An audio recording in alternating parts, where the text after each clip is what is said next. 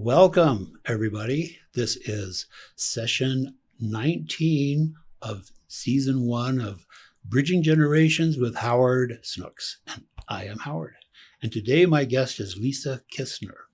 And Lisa, I think we've known each other for what, a year and a half? Something like that. 2 years, something along those about lines. 2 years. So I just knew she would be such an interesting person to interview. And so I'm going to hand the mic over to her in just a minute to have her fill you in a little bit about her interesting life. But I always start with a dad joke. So here is my first dad joke. So I told my kid that algebra will take him as far as he needs to go. Now he has X in his bank account. It's a dad joke and a math joke. That's a double hitter. And I did that because there's a special event that's just happened with you a couple of weeks ago. Your firstborn child graduated from high school. So I know. Oh, secondborn. Oh, your second. Yeah. Oh, wow. I have one who's already in college. So that's it. That's it. Okay. Yeah, so this is a huge event because technically I'm empty nesting. Yeah. Yeah. Although they're still around. Well, that's the funny thing about kids. They don't really go anywhere. Well, you don't want them to. Yeah. But it is a big deal. So why don't you just start with that and tell me just a little bit about you and the kids and stuff.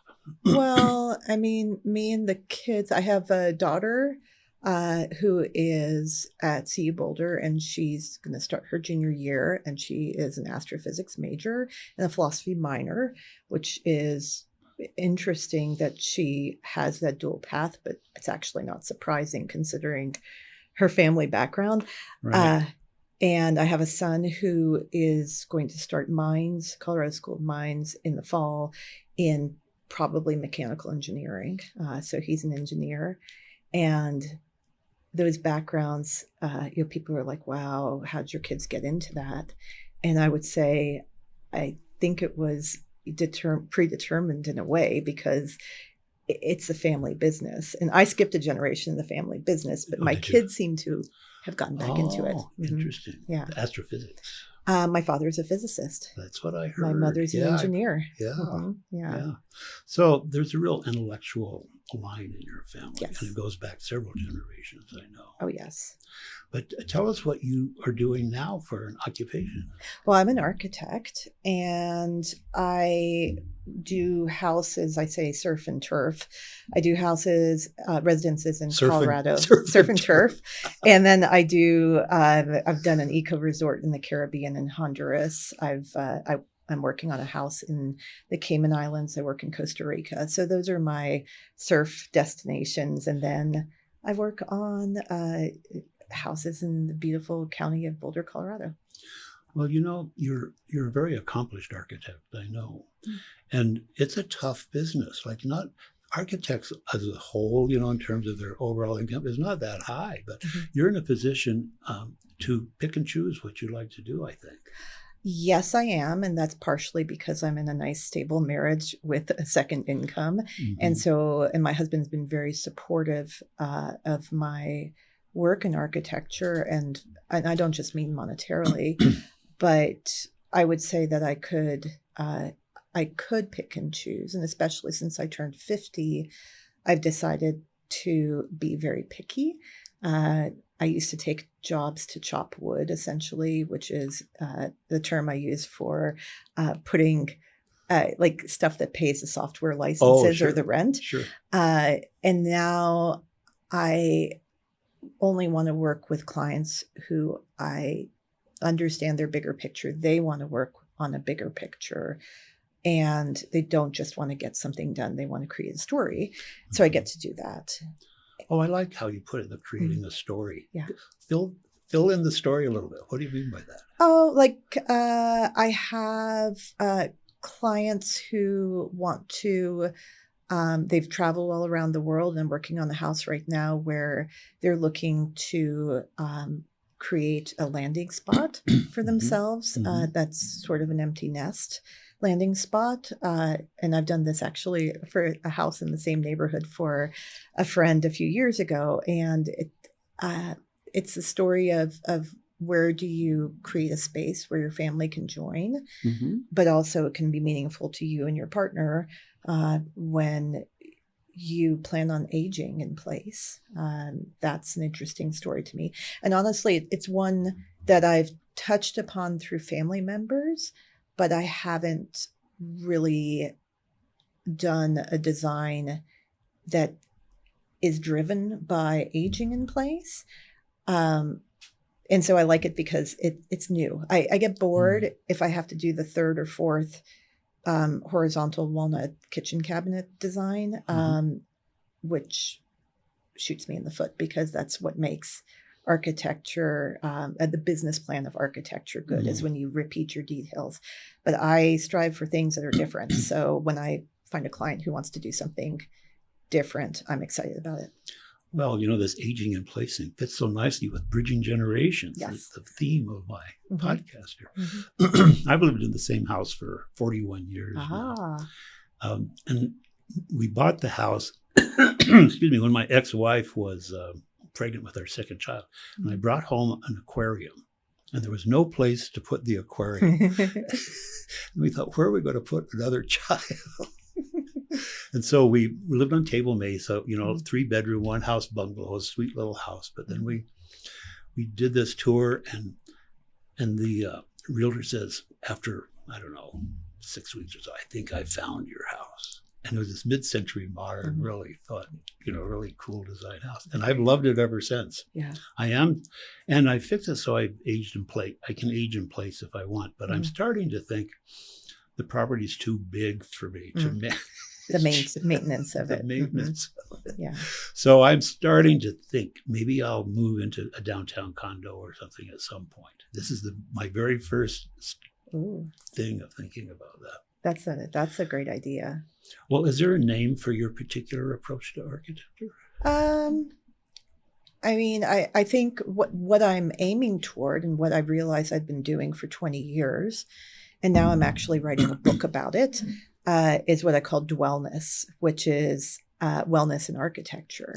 Oh. And the thing is, architects do this naturally. This is what we're trained to do, is understand how to create spaces that experientially influence people in positive ways. And what I've created for clients along the years has increased health, happiness, and longevity. But I have a bit of guilt that in order to get that from me, you have to pay a lot of money. And I don't just mean it's, because I'm overcharging. I just mean the work of architecture and working with the municipality. It takes a lot of time, it does. But there are general principles. So my book is about bringing those principles to an everyday audience, so that like even my daughter in her dorm room freshman year, there are principles of wellness that I think about, that I could teach her how to create a space that makes her healthier, even though she was in a subterranean dorm room with horrible lighting and drying out air conditioning systems. So, and I am excited about that, because it brings in not just the architecture side, but I was actually a chemist before I was an architect. So I can bring in the technical side of things too. So that's my current big push.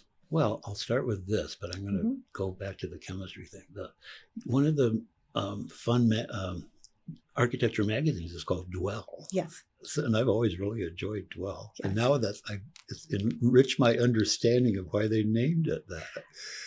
Right. Yeah. Very interesting. Yeah. Well, places should make you well. Well, what is aging in place? Before we go to chemistry, let's go to aging in place a little. What are some of the primary things about it? I'll tell you what I think of first is having a bar in the shower stall. Oh, yes. Definitely. There are little things like that. Yeah. And that all adds to the idea of, so if you think about architecture, you take it back to kind of a bigger picture. So the bigger picture is the ability to do what you want to do as unaided as possible, meaning that you don't need help getting into the shower because you have the bar. So instead of just thinking about the bar or thinking about a dimension or something like that, you think about, what would it take for me to live in a place where I can do what I want to do? And that means the technical of it is you do like 3'6" wide hallways Mhm. to allow for wheelchairs to go through more easily. You can fit a wheelchair with a 3 foot, but it's difficult to make the corners. So bigger, bigger spaces for Mhm. movement. Mhm. There are a whole bunch of details on like cabinetry. And in this house, the people I'm working for are pretty active. We're not going to go into details, but we'll go into a house that could change into that if they need it in 20 years from now. Yeah, the showers, there are all kinds of gadgets you can do, but really it's about having the ability to move about in the way that you want to, even if you have issues. I have a mother-in-law who has had a stroke, and her change into needing a wheelchair really informs a lot of what I think about in terms of the accessibility of homes. Mm. And there's a push in the US to go to nursing homes or assisted living. In Europe, you don't do that. My family's European. In different cultures, you don't really do that. You find a way for the parent to stay with the kids or stay in their own house with help. And I think a lot of people in Boulder like that idea too. Well, there's always the academy. There is the academy. You finish saving for your kids' college, start saving for your retirement. Yeah. Well, I've thought about that. Mm-hmm. I had to spend 10 days in a rehab facility once because I had this kind of weird accident and sheared off the ball of my femur. So I needed an emergency hip replacement. Wow. So it was kind of I won't go into horrible. the gory, Yeah. that's gory enough of Yeah. the details. But I had to be in rehab for 10 days afterwards because it happened in outside of Lubbock, Texas. So I couldn't get home because, there's a danger of pneumothorax if you get on an airplane. Mm-hmm. So, and that was enough for me. And it was a nice rehab facility, but oh my God. What made it nice? Well, it looked nice and the people were nice people. Mm-hmm. But the food, I'm not a big complainer about food, but it was like they supposedly had a menu, but there was always only one choice. They would and sometimes people would get, like the help would be distracted. You'd have to get up and get your own silverware because they forgot to bring the silver. It was just, the whole fun thing about eating and the prep, and then that's kind of it. Sounds boring. It was really boring. Yeah. So anyway, I have one of those extended care facility insurance policies or something, and it could cover that's a good idea. Yeah. In-house as well. So I think I'm set for at least a while doing that, but I don't know. But I didn't know that about your new interest in aging in place. That's interesting. Well, it's a sub interest, and it has to do with the overall idea of the Dewellness project of having a way to go through life in a home or a space that's purposeful. And there's so many other aspects of that when you're talking about rehab facilities. Personalization is important. The way that we create hospitals and any type of medical facility, the origins come from like old hospitals were pretty rough. But the better hospitals are informed by a sanitarium, the tuberculosis sanitaria that happened in the 1800s, which we had right here in Boulder. Yeah. And one of the best is Alvar Aalto, is an extraordinary Finnish architect. He did this Paimia sanitarium. He and his wife won it as a competition. And they won it as a competition. Well, they won the design. They won the right to create it as part of a competition.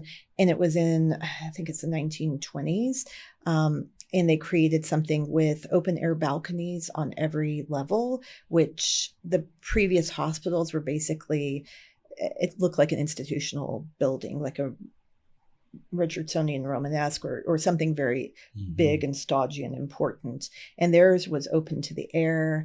The grounds had their own vegetable garden, greenhouses, water source, walks in the woods for people to recover. Bucolic. Very bucolic. Wow. And integrated into nature. So all these concepts in this sanitarium were created. And that sort of informed a level of what hospital design should be like. until we hit the era of vaccines and antibiotics. And then we're like, oh, you don't need any of that nature anymore. You just take your shot, which is important. It's an important part of care. But well, one of the interesting things about tuberculosis is it actually is a disease that benefits from taking care of yourself better. Like you actually do. Not everyone needs medication to be cured of tuberculosis if they live a sanitarium type life. So that's interesting. I think. It helped marginally for sure. And there are recent studies about hospital stays and people who have a window that faces nature versus not, and increased outcome in ability to get out of the hospital faster. And also I think the study actually talked about decrease in needs for pain medication when you had a window that faced nature as opposed to nothing. So there's something there. Is it going to cure your tuberculosis? No, not really. But can it help? Sure. It can help. Well, see, I love talking to smart architects because they have such an in-depth, complicated, complex view of things. So I'm glad you're here, Lisa. But let's talk about your journey to architecture with I don't know if it's a detour to chemistry or just how you would describe it, but fill me in a little bit. And of course, I'm always interested in who helped you along the way and who made things have made things more difficult for you. Well, lots of people helped me along the way. I wouldn't say I had a mentor per se, just people who reached out. Well, see, right? I count those as mentors. Yes. A mentor can say one thing to one person at some point. That's a crucial point. You're right. I think it was the structure of my family. Really, I was a first generation American, and I could go into the story of my parents, which is amazing. But basically, my mother was an incredible, logical, Eastern European-minded, stubborn and hardworking, disciplined woman who was an engineer. So in the 60s, she was one of two women in her graduating electrical engineering class at Newark College of Engineering. Newark College of Engineering. It's now Newark. Oh, Newark. New Jersey Institute of Technology is what it's known by now. Okay. And she had only been in the U.S. for a couple of years at that point. She was the original Ukrainian refugee, actually, not the original, but born in 1945, May of 1945, in Germany as they were fleeing Stalin coming into Ukraine. Wow. And she had the ability to realize she wanted something bigger in her life. And that really has informed my choices, because I asked her a couple of years ago, how did your family make it out? Like, why did they decide to make that big move? They had to go through Germany, Belgium, France, and she grew up in Argentina. Interesting. In a house that I don't think had running water at the beginning. And like refugee slum areas. But she was educated, and finally, I think it was when she was 16 years old, her family was finally allowed into the United States. They had other family who got in earlier because her uncle was a doctor. Her father, my grandfather, was a really high-level soccer player before the war, and the U.S. didn't know what that was, so they didn't let him in. Well, they kept calling it football. Football, yeah. If he had said football, maybe they would have let him in. I don't know. But so it took a while for them to get to the U.S. And when she arrived in the U.S., she knew English from high school English. She knew Spanish. She knew Ukrainian. And she was dumped in a high school in, I don't know if it was Patterson or I think it was Jersey City. Jersey City. Yeah. Huh. And well, tell me this: when she was in Argentina, did she enter into Argentinian society? Or was she with a group of other people from the Ukraine? Did you? Oh, I don't think she was so much with a group of people from Ukraine. I think it was... She joined the Argentine society. I don't know how much they joined it. I think that when you have that experience, you always feel a bit like an outsider, perhaps. I'm speaking for her, but it's a good question, how she felt about it. But I feel like when you have a family that you've lost. And honestly, from her parents' generation, severe trauma. My grandfather was in a stalag. My grandmother, her brother disappeared and never came back. Like this, I'm not sure you really create community in the same way. And yeah, so by the time they got to New Jersey, they got there because they did have some relatives there. And they were waiting to get in. They were waiting to get in, I believe. Yeah. So, but anyway, so my mother became this engineer. She worked for IBM when she graduated, when it was in Endicott, New York. She met my father in school, and my father went to Syracuse for grad school. He's a French physicist. And so she worked for IBM really early on. Wow. Yeah. You know, the house that I live in, that I've lived in for 40 years, we bought it from the first HR manager for IBM. Over here. When IBM moved to Boulder. It's a big deal. Yeah. It was a big deal. It was the Google of its day. Right. Yeah. Exactly. Yeah. Exactly. But so she had a very, my parents both understood the importance of education. Clearly. Yeah. I mean, they valued it extremely highly, I would say. Yes. And my mother had to fight for it. Her family would have liked to have seen her in a teacher's college. I don't know how the heck she convinced them to. How did she? Ask her someday. So, oh yeah. Well, so I asked her, how did they make it out of this? Yeah. And my mother's response was, how did they make it? They had no choice. If they stayed, they would die. So it's not really like bravery or forethought or planning. You just go. And I think for her, perhaps that was the same thing. You just educate yourself. You just why wouldn't you go for it? Well, you know what, speaking as a therapist, what I think people had to do in those situations was compartmentalize. I'm sure. You know, because it had to be traumatic in some way, but they set that aside and just gritted their teeth and settled in and did what they had to do. Mm-hmm.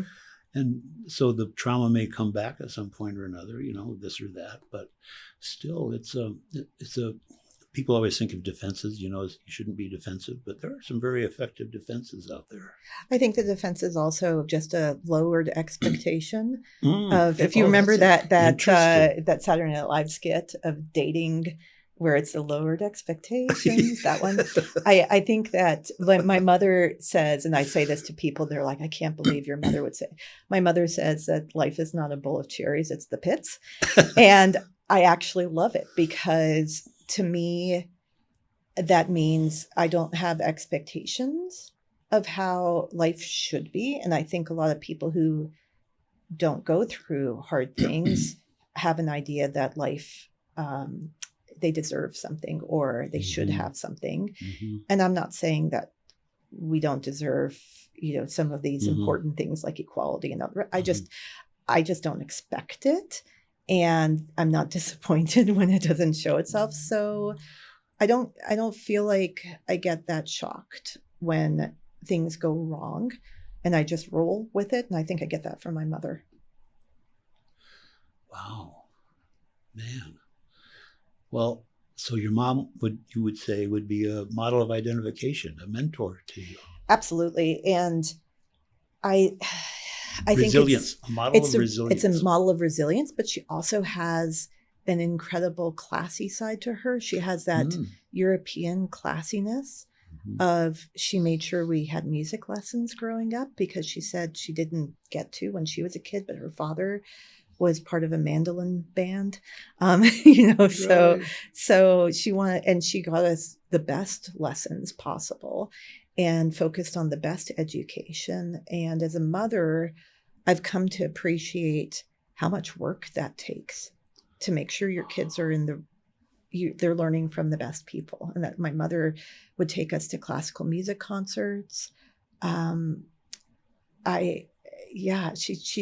She taught us she didn't teach us how to do things by saying, Lisa, wear this.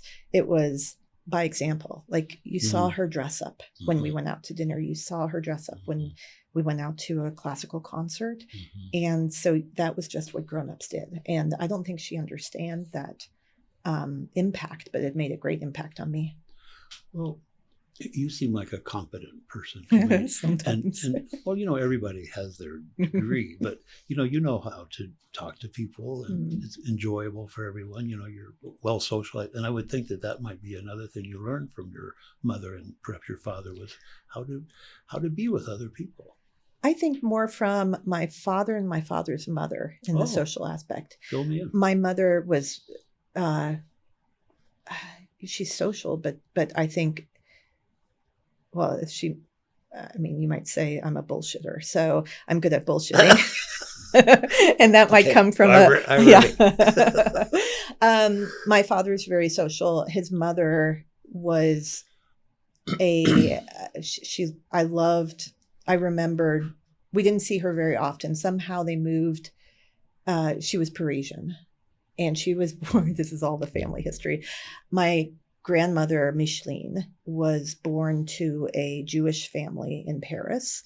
And her mother was not Jewish. Her father was Jewish and was a very wealthy Jewish family, but did not have a level of acceptance because her mother, my meme, had married and taken away the son, taken his affection or whatever. So she was an outsider in a way to her family, I think.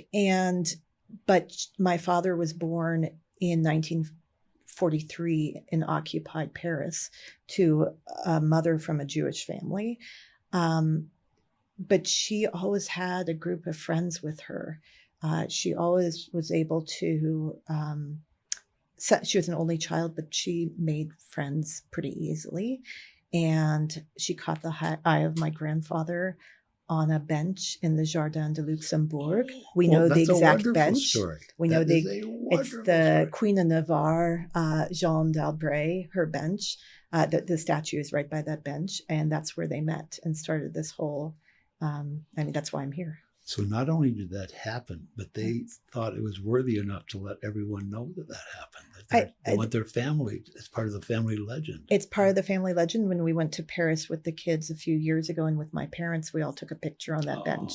So it's sort of a pilgrimage But so my grandmother grew up there. In the end, they ended up in Carlisle, Pennsylvania, due to my grandfather's work. He was an engineer.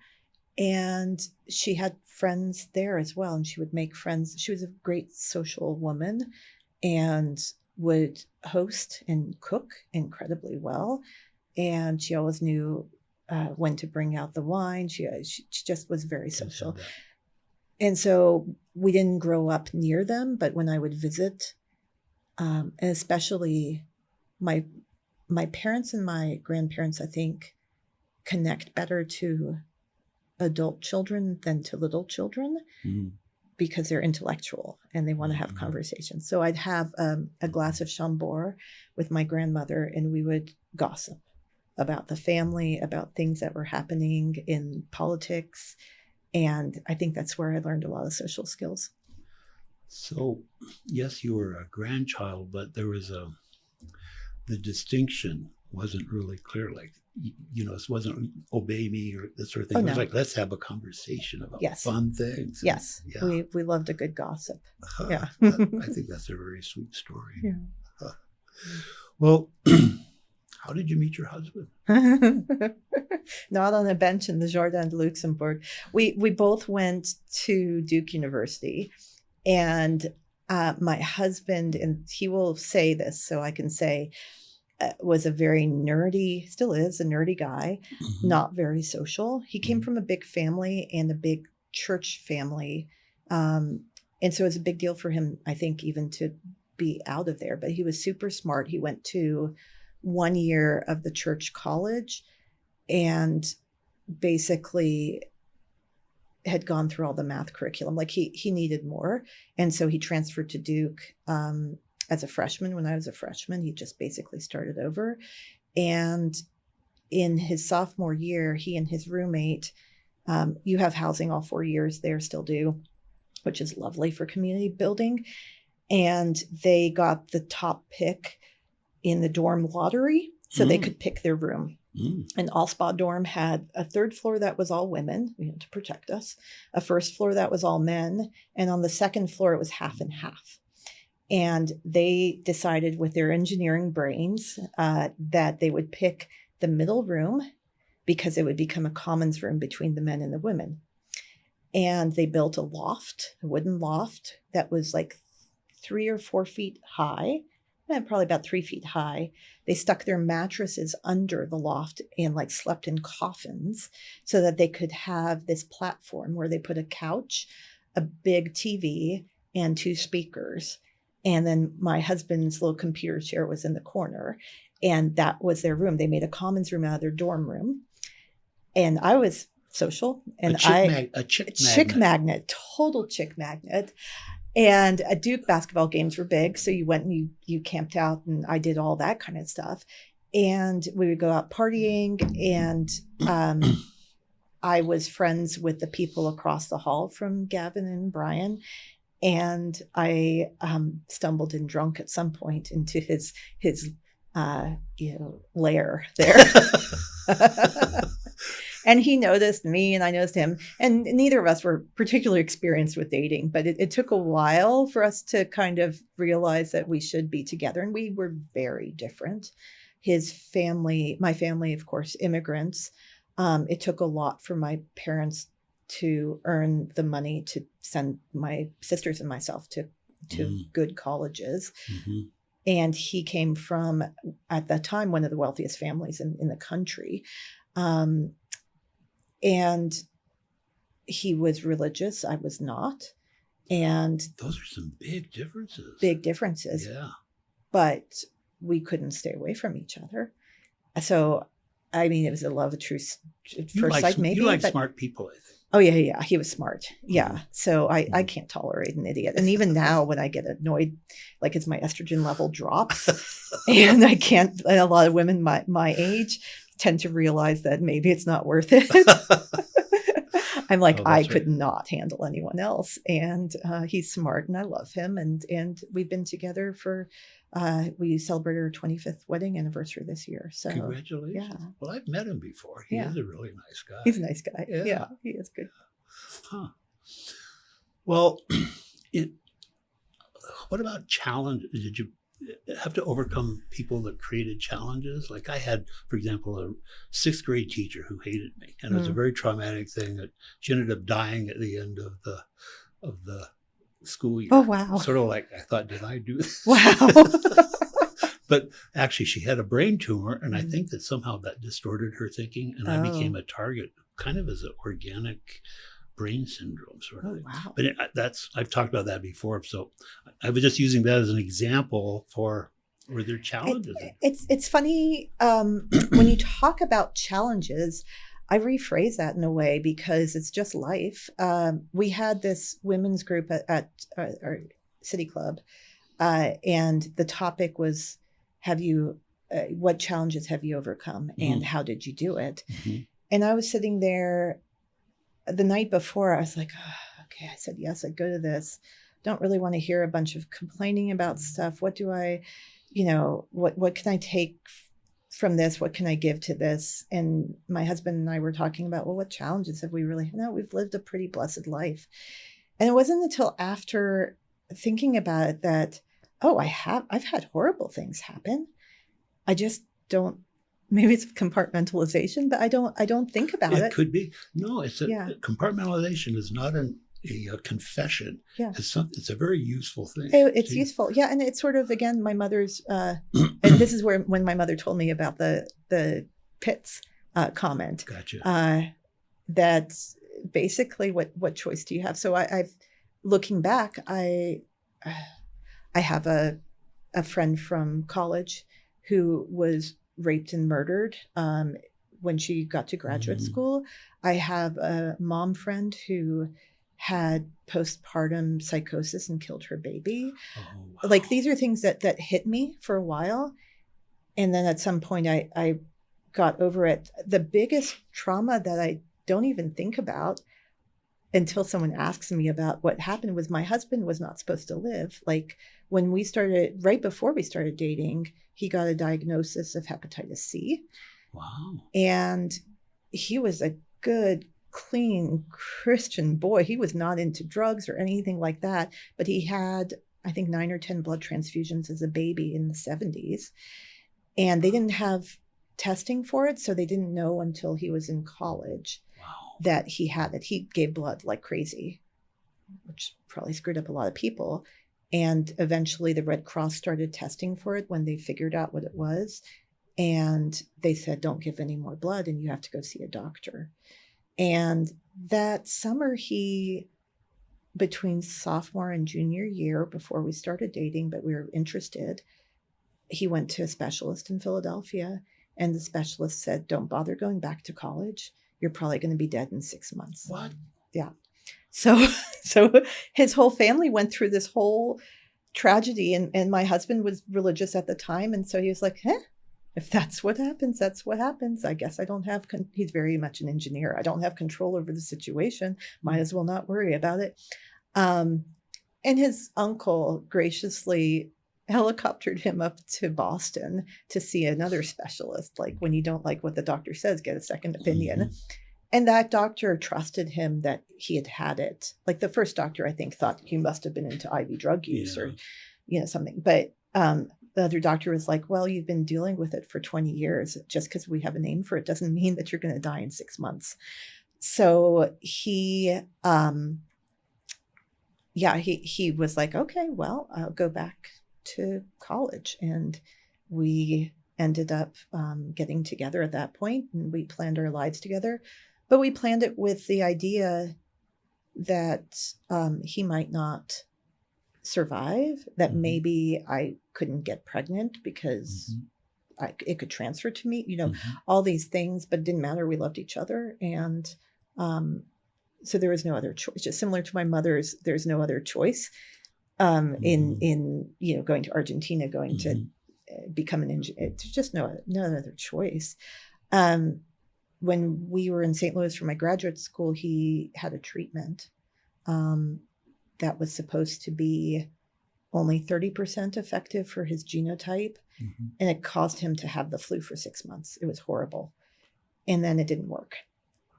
And so, end of story is that it was about 10 years ago, there was a new treatment that kind of came out of nowhere. I mean, not to the people who research it, but to us, it came out of nowhere. And in 3 months of taking pills, he was cured. Yeah. So wow, that was, I suppose, trauma. Well, my ex-wife had a heart attack when she was 49 years old. Oh my. Didn't know she had it. She was very fit, just this gung-ho fit. And so it was a real shock. And she, and they put stents in first. And she started to deteriorate, and took her back in to get a, what do they call it when they go up your veins? I can't remember what the name of it is, but anyway, she had to have emergency triple bypass surgery. Wow. So that was, I remember that whole thing. My kids were still, one was in middle school, the other was in high school. It was, quite the thing the to medical go through. Stuff is serious. When a close, intimate partner like that is in danger, it has its own type of trauma, I think. Yeah, but it was also funny in a way, because we had been living together in St. Louis in sin, and we were getting married the next year. And so we had to go through the pre-marriage counseling. And our minister who was going to marry us went through the whole... This was the church that your husband belonged my husband belongs to. The reverend went through the whole spiel of, you guys are young, everything seems great. And, you're going to have to take care of each other in sickness and health, and times will be rough in the future, and you have to get ready for that. And Gavin and I looked at each other and were like, yeah, I stick a needle in his bum 3 times a week that gives him flu, and he can't walk up the stairs. This was like 6 months prior to that. Like, I think we've checked that one off. We've survived that, and we're still getting married. I think we'll be okay. Well, so you're kind of tough, I think, would be a thing. And I'm not, and I don't mean that like thick skin. I think that if slings and arrows come your way, you can fend them off or somehow endure them. Maybe. I think I'm thinking more and more about Camus and absurdism. Really? Yeah. and that life is absurd. Like, why the heck am I here? Like, why did all these things happen to bring me here? Like and Camus, and I'm only just investigating this, but trying to understand philosophy, but more post 50. But the idea that you can either, I think Camus has 3 options when you realize that life has little meaning in a way. One is just, off yourself, like why bother living? The other is to create big structures to explain things like religion, or politics, or something, ideals to live by, or just get it done, which is sort of, he talks about Sisyphus and rolling the boulder, and that you, even in a task that seems meaningless, you can find meaning in it. And that's maybe where I've settled in. But talking to a friend yesterday who lost a relative to cancer, and the relative found religion, that I don't know that if I were faced with something truly difficult, maybe I go for option B instead of option C. I don't know. Well, it seems to me like turning 50 has, you're thinking about how you're different at age 50 than you were when you were younger. Like there's a shift that's occurring for you that you're sensing that really seems distinct. It's shifting into a different developmental phase, let's say. Yes. Well, for women, they say it's the second puberty, because as you go through perimenopause and all the changes that happen with that, plus that age 50, plus the empty nesting, it all comes together. It all came together. Yeah. The biggest transition, I'd say, that's like that was when I went to college. You reinvent yourself. You have time to. Yeah, that reinvention thing is interesting. And an empty nest definitely is a reinvention. Most people really sail, it's like sad for a while with this, but oh my God. No, I'm excited about it. I know, it's total. Yeah. I mean, I'm sad. Yeah. But I'm also, as a mom, and I was very engaged with my children. I stayed at home with them for several years. I think to the detriment of my career, for sure. But now I feel like I've got extra time to do what I want to do, and I can wake up and work on what I want to work on, and I don't have to wake someone up or make breakfast. And I love doing that for my kids, but it's free time. But when it's time for it to be over, it's time for it to be over. Yeah, it is. Yeah. Okay, so we have to stop here, but I forgot to ask you about the chemistry thing. So I just want to hear about the foray into chemistry. How did that happen? Well, my family's full of scientists. My sister is a PhD quantum physicist. My younger sister is a geneticist, PhD geneticist. My father's a physicist. It's the family business. And so, of course, I was going into science. And my parents almost had the full set of physics, chemistry, biology, essentially. And the niche, you had a niche to fill. I had a niche to fill, and I loved it to some extent. But I became passionate about architecture Did you get your PhD in chemistry? No, I got a bachelor's of science, a CS certified in chemistry. And then I worked in industrial hygiene for the largest specialty chemicals company in the world for 3 years before graduate school in architecture. So I did work in science, and I got a real chemistry degree. And it might seem like a waste of time, but really it was honing analytical skills, which are useful in architecture too. There's always a link somewhere. Yeah. But what would you call architecture? Is it a science? Is it an art? Is it an engineering thing? Like it's life. It's life. What would you call it? Life. It's life. It's one of the few fields of study where you can get into anything and everything. You have to be jack of all trades. And so you have to have a little bit of poetry, and you have to have a little bit of science in order to create something useful and worthwhile. So anyone who's interested in architecture, and I've taught before as well, is it's often the people who don't really fit into one box or the other who do the best. Yeah. That makes sense to me. Yeah. I've known a lot of architects in my life just by chance, and it's lucky chance, I think, because I do really like to talk to architects because it's like they're they have well thought out conceptual frameworks, but they come from a lot of different venues. So that's what I like about how they talk. Yeah. And thank you for talking with me today, Lisa. I thought it was really a fun. I always enjoy talking to you. Yes. Well, good. Thank you. Good. And doesn't it seem like it goes so quickly? It really does go quickly. All right. Well, maybe you'll come back again. I'd love to. Okay, All great. right. Thank Thanks. you.